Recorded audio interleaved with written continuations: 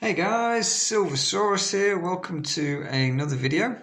So today, having a look at a couple of different bits and pieces that I picked up. So we've got 3 pieces of gold, technically. Do we count them as pieces of gold because they are rather small? Maybe not. But anyway, gold nonetheless. So here we have the New Hampshire 1 goldback. Some sort of otter on there, is that?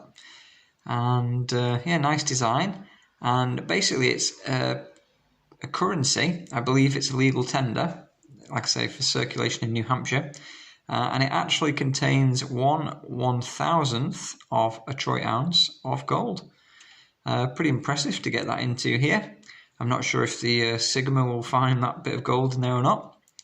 But yeah, an interesting way. So, we obviously have a lot of money printing going on in the various countries and central banks at the moment.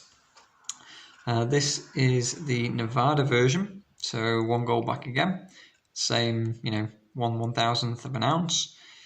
Yeah, I think probably prefer this design slightly over the other one.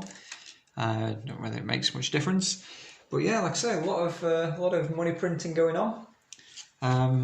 Not sure if we'll ever see, $1 million US or $1 million in pounds or euros in our lifetime, but maybe, who knows. Crazier things have probably happened. So I believe the idea behind, obviously, a gold-backed currency, similar to this carat bar, which is 0.1 of a gram, so 1/10 of a gram. And yeah, this sort of, it is a small, like, flake of gold, if you like. I think this, to me, seems it seems more like genuinely has gold in it because I can see that little flake in there. Whereas these, is there really gold in that? Apparently, but it's not like you can see, a piece of gold. It's not like you've, got a chunk of it in your hand and you can, feel the weight of it. It just feels like a piece of plastic with a, a nice design on it. A little bit like the old fiat money now. But yeah. In terms of, a currency that's sort of based on sound money and, a fair system, I do think, backing a currency by gold is certainly carrying many pros with it. In terms of the negatives, like it's difficult to go from where we are now back to that kind of a standard, US, was it 1971 in August when US came off the gold standard.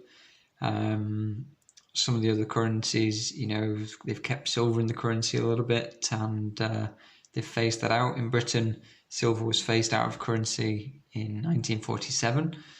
And yeah, there's, the system was completely changed in the 60s. So we went to a decimal system and therefore total change of the money. So your old sort of coins that contain silver are they're just a different pound system, if you like, so you don't see them in circulation at all. With the goldbacks, yeah, I like the idea. You've got a currency that is backed by gold, and it makes a lot of sense in a lot of ways. It is, though, the sticking point is how we would go back to that. Like, how would we transition back into a gold standard? You could have a currency that is backed by gold and, pegged to gold. A lot of the, names of our currencies now come from weights in old measures. So, for example, the pound, a pound of gold, a pound of silver, a pound is a unit of weight. Whereas, these are just the weight, it's not called a pound because it has a pound of gold in it.